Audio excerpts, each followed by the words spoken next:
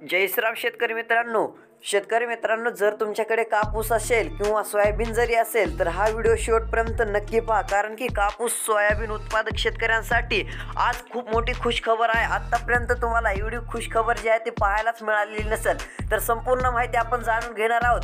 त्यापूर्वी चॅनलवर नवीन असाल तर चॅनल सबस्क्राइब करा, व्हिडिओला लाईक करा। खूप सारे शेतकरी मित्र व्हिडिओ पाहत आहेत परंतु अजून या चॅनलला सबस्क्राइब केलेले नाहीये। सबस्क्राइब केले की तुम्हाला जे आहे ते पुढील कापूस दरासंदर्भात जेही व्हिडिओ येतील ते तुम्हाला पाहायला मिळतील।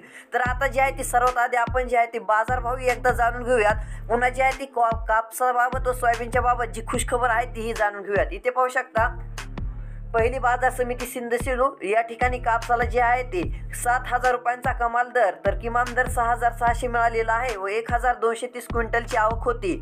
तर पुढील बाजार समिती अकोला या ठिकाणी जास्तीत जास्त बाजारभाव आपल्याला 7,000 रुपये पाहायला मिळालेला आहे। पुढील बाजार समिती अकोला बोरगाव मंजूर या ठिकाणी जास्तीत जास्त दर 7,500, या ठिकाणी आपल्याला 200 ते 300 रुपयांची वाढ कापूस दरामध्ये पाहायला मिळालेली आहे। तर चला आता आनंदाची बातमी जाणून घेऊयात।